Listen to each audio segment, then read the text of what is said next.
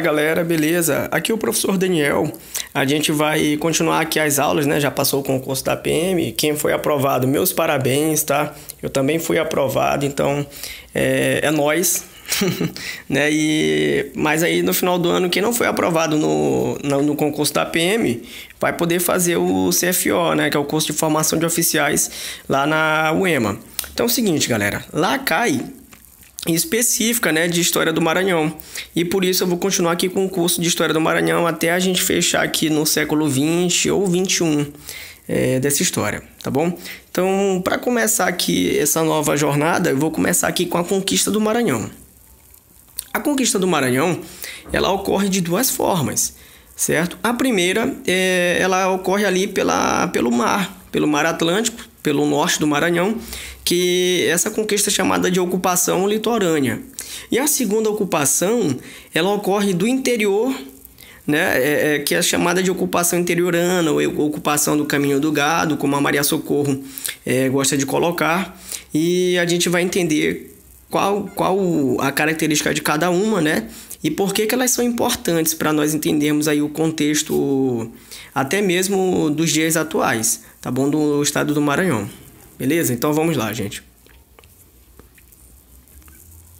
Bom, a primeira frente que a gente vai estudar é a frente litorânea.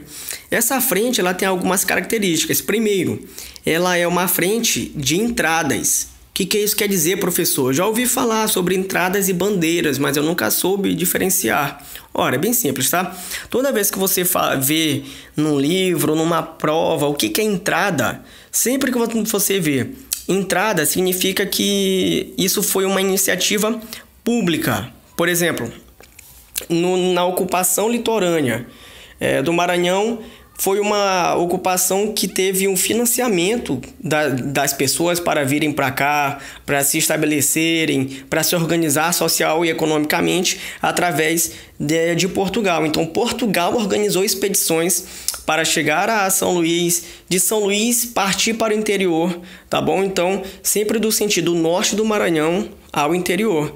Esse processo de ocupação do norte indo para o sul, né, é chamado de entradas, porque teve o patrocínio do governo, certo? E, bom, como é que foi organizada essa sociedade no que tange a economia? Economicamente falando, é uma economia agroexportadora, voltada para o mercado externo. De início, quando os portugueses expulsam os franceses, né, que são os primeiros europeus a se estabelecerem na região, eles começam a fazer aí engenhos de açúcar, embora fossem reduzidos, mas era o que mais se produzia durante o século XVII, tá? Então, esse açúcar produzido aqui, mandioca e outros gêneros alimentícios, eles eram exportados, sobretudo para Portugal. Por isso que a gente fala para mercado externo, certo? Outro ponto de característica da frente litorânea é que ela vai centralizar o poder. É na frente litorânea que vai se estabelecer a capital do Maranhão, que é a cidade de São Luís, tá bom?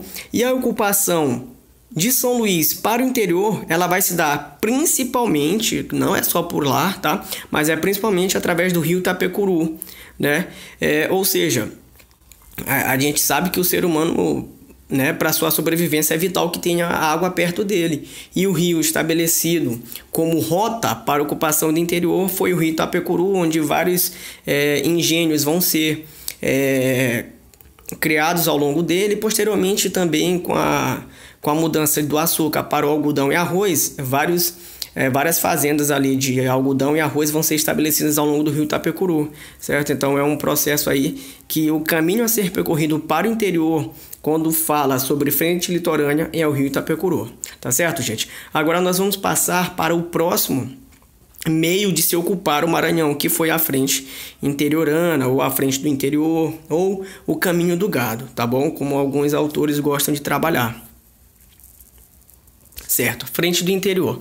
Primeiro, se na frente litorânea eu tenho as entradas, na frente do interior eu tenho as bandeiras, ou seja, a ocupação do sul do Maranhão, né, que a gente vai denominar essa região como Pastos Bons, foi uma ocupação de iniciativa privada. As pessoas, né, fazendeiros com seu próprio dinheiro se armavam para ir lutar contra os indígenas e aí ocupar as suas terras, tá bom? E aí se estabelecer na região.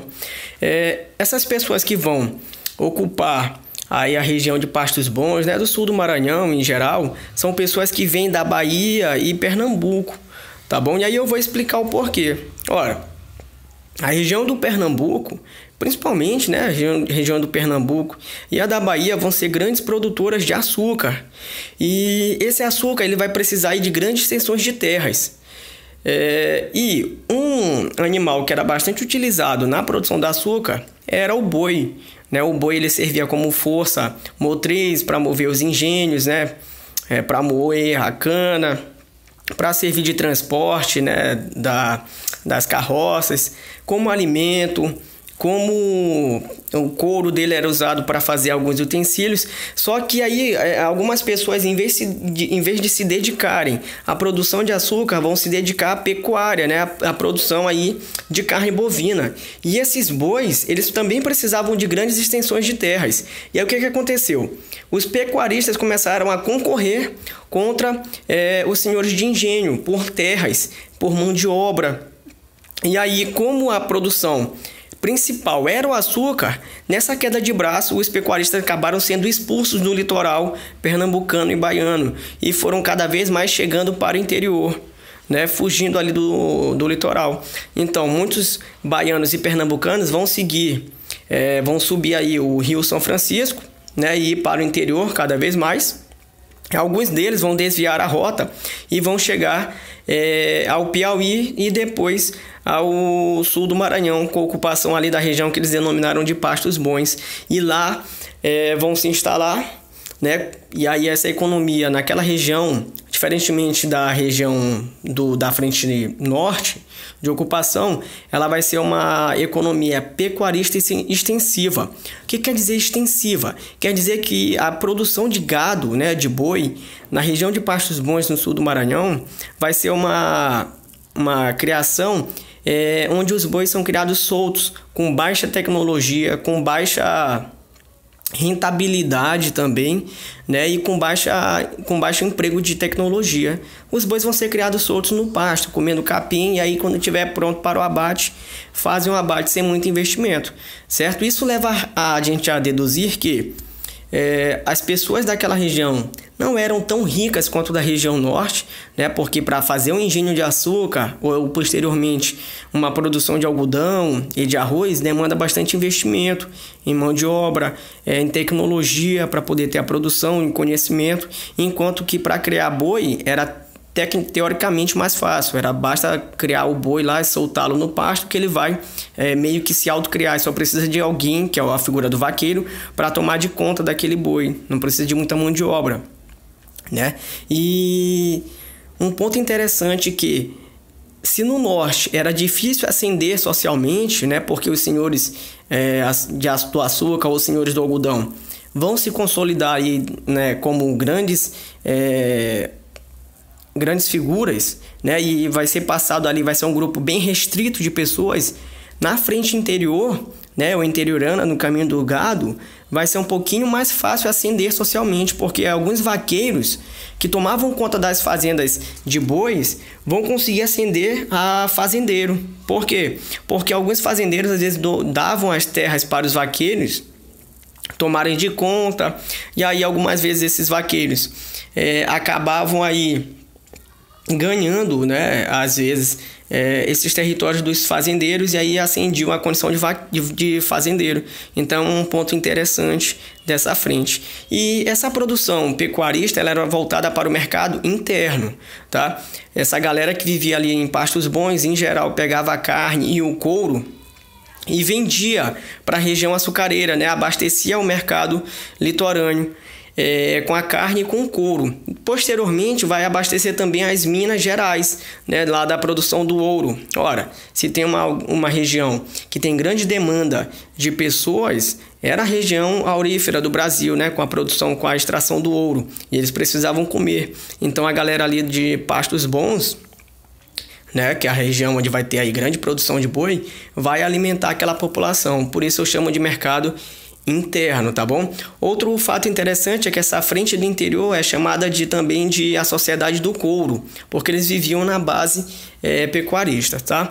Eu vou mostrar agora, gente, uns mapas só para vocês se situarem do que eu tô falando, tá bom? Olha, o primeiro mapa aqui vai mostrar o caminho que os baianos e os pernambucanos percorreram até chegar ao Maranhão, tá bom? Vocês podem perceber que uma das rotas era descer o Rio São Francisco até o interior da Bahia, né? E a outra rota era subindo pelo Rio Piauí e depois pelo Rio Gurgueia, né? E aí eles chegavam na região do sul do Maranhão, tá bom? E no segundo mapa já vem mostrando aí bem detalhadamente, né, essa região que eu tô falando de Pastos Bons, era aí da metade do Maranhão para baixo. Essa região foi chamada de Sertão de Pastos Bons. Interessante notarmos também que várias cidades vão ser fundadas ali, tá? Como uma própria cidade do mesmo nome do lugar, a cidade de Pastos Bons. Eu vou ter a cidade de Carolina, a cidade de Riachão, uma série de cidades que hoje são bastante importantes, seja a nível econômico, histórico ou turístico, e que vão ser ocupadas aí principalmente por baianos e pernambucanos dessa região, tá certo, gente? Então essa aula era bem breve, né? Mas é para ajudar aí mesmo, e espero que vocês tenham gostado. Fiquem com Deus, valeu, falou e fui!